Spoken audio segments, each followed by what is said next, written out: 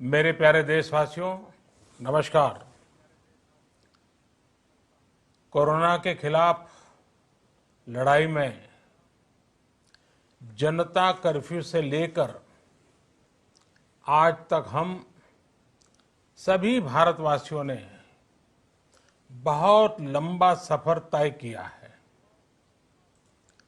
समय के साथ आर्थिक गतिविधियों में भी धीरे धीरे तेजी नजर आ रही है।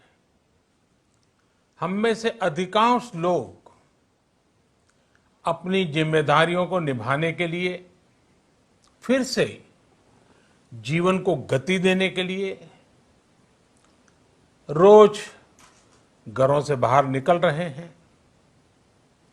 त्योहारों के इस मौसम में बाजारों में भी रौनक धीरे धीरे लौट रही है, लेकिन हमें ये भूलना नहीं है कि लॉकडाउन भले चला गया हो, वायरस नहीं गया है। बीते 7-8 महीनों में प्रत्येक भारतीय के प्रयास से भारत आज जिस संभली हुई स्थिति में है, हमें उसे बिगड़ने नहीं देना है और अधिक सुधार करना है। आज देश में रिकवरी रेट अच्छी है, फैटेलिटी रेट कम है। भारत में जहां प्रति 10 लाख जनसंख्या पर करीब 5,500 लोगों को कोरोना हुआ है, वहीं अमेरिका और ब्राजील जैसे देशों में ये आंकड़ा 25,000 के करीब है। भारत में प्रति 10 लाख लोगों में मृत्यु दर 83 है, जबकि अमेरिका, ब्राजील, स्पेन, ब्रिटेन जैसे अनेक देशों में ये आंकड़ा 600 के पार है। दुनिया के साधन संपन्न देशों की तुलना में भारत अपने ज्यादा से ज्यादा नागरिकों का जीवन बचाने में सफल हो रहा है। आज हमारे देश में कोरोना मरीजों के लिए 90 लाख से ज्यादा बेड्स की सुविधा उपलब्ध है। 12,000 क्वारंटाइन सेंटर्स है। कोरोना टेस्टिंग की करीब 2,000 लैब्स काम कर रही है। देश में टेस्ट की संख्या जल्द ही 10 करोड़ के आंकड़े को पार कर जाएगी। कोविड महामारी के खिलाफ लड़ाई में टेस्ट की बढ़ती संख्या हमारी एक बड़ी ताकत रही है। सेवा परमो धर्म के मंत्र पर चलते हुए हमारे डॉक्टर, हमारे नर्सिस, हमारे हेल्थ वर्कर्स, हमारे सुरक्षाकर्मी और भी सेवा के भाव से काम करने वाले लोग इतनी बड़ी आबादी की निस्वार्थ सेवा कर रहे हैं। इन सभी प्रयासों के बीच ये समय लापरवाह होने का नहीं है। ये समय ये मान लेने का नहीं है कि कोरोना चला गया या फिर अब कोरोना से कोई खतरा नहीं है।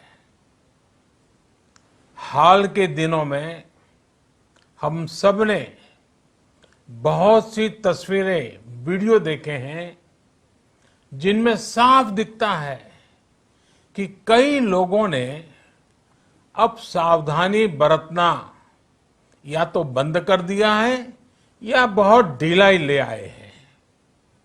ये बिल्कुल ठीक नहीं है।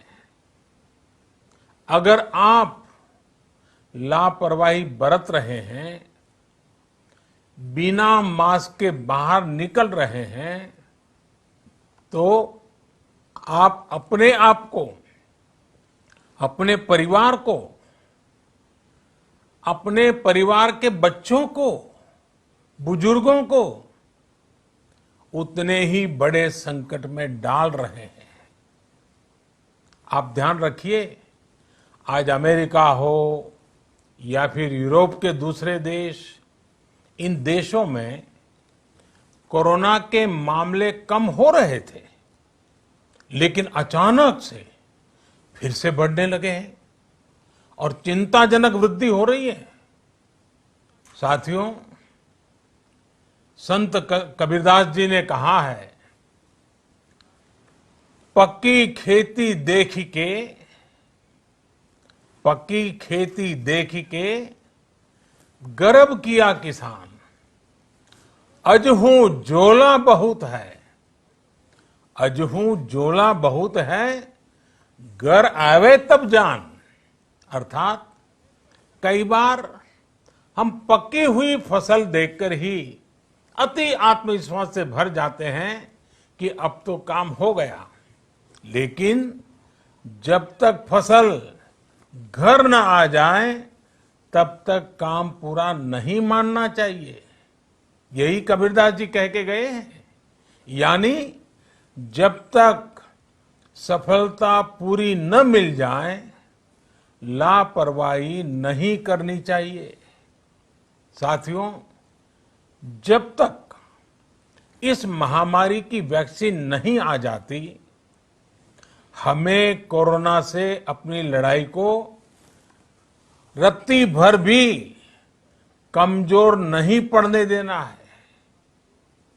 बरसों बाद हम ऐसा होता देख रहे हैं कि मानवता को बचाने के लिए युद्ध स्तर पर पूरी दुनिया में काम हो रहा है। अनेक देश इसके लिए काम कर रहे हैं। हमारे देश के वैज्ञानिक भी वैक्सीन के लिए जी जान से जुटे हैं। भारत में अभी कोरोना की कई वैक्सीन पर काम चल रहा है। इनमें कुछ एडवांस स्टेज पर है, आशास्पद स्थिति दिखती है। साथियों, कोरोना की वैक्सीन जब भी आएगी, वो जल्द से जल्द प्रत्येक भारतीय तक कैसे पहुंचे, इसके लिए भी सरकार की तैयारी जारी है। एक एक नागरिक तक वैक्सीन पहुंचे, इसके लिए तेजी से काम हो रहा है। साथियों, रामचरितमानस में बहुत ही शिक्षाप्रद बातें हैं, सीखने जैसी बातें हैं, लेकिन साथ साथ अनेक प्रकार की चेतावनियां भी हैं। जैसे रामचरितमानस में बहुत बड़ी बात कही गई है, रिपु रुज पावक पाप, रिपु रुज पावक पाप, प्रभु अहि गनीय न छोट करी। अर्थात आग, शत्रु, पाप यानी कि गलती और बीमारी, इन्हें कभी छोटा नहीं समझना चाहिए। जब तक इनका पूरा इलाज न हो जाए, इन्हें हल्के में नहीं लेना चाहिए। इसलिए याद रखिए, जब तक दवाई नहीं, तब तक ढिलाई नहीं। त्योहारों का समय हमारे जीवन में खुशियों का समय है, उल्लास का समय है। एक कठिन समय से निकलकर हम आगे बढ़ रहे हैं। थोड़ी सी लापरवाही हमारी गति को रोक सकती है, हमारी खुशियों को धूमिल कर सकती है। जीवन की जिम्मेदारियों को निभाना और सतर्कता, ये दोनों साथ साथ चलेंगे, तभी जीवन में खुशियां बनी रहेगी। 2 गज की दूरी, समय समय पर साबुन से हाथ धुलना और मास्क लगाना, इसका ध्यान रखिए। और मैं आप सबसे करबद्ध प्रार्थना करता हूं, आपको मैं सुरक्षित देखना चाहता हूं, आपके परिवार को सुखी देना चाहता हूं। ये त्योहार आपके जीवन में उत्साह और उमंग भरे, ऐसा वातावरण चाहता हूं। और इसलिए मैं बार बार हर देशवासी से आग्रह करता हूं। मैं आज अपने मीडिया के साथियों से भी, सोशल मीडिया में जो सक्रिय हैं उन लोगों से भी बड़े आग्रह से कहना चाहता हूं कि आप जागरूकता लाने के लिए, इन नियमों का पालन करने के लिए जितना जन जागरण अभियान करेंगे, ये आपकी तरफ से देश की बहुत बड़ी सेवा होगी।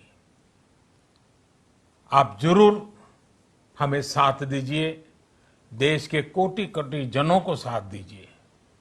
मेरे प्यारे देशवासियों, स्वस्थ रहिए, तेज गति से आगे बढ़िए और हम सब मिलकर के देश को भी आगे बढ़ाएं।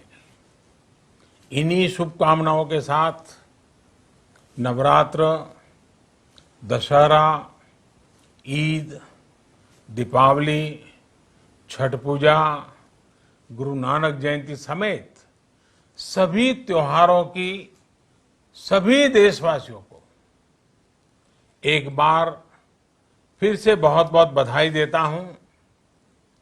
धन्यवाद।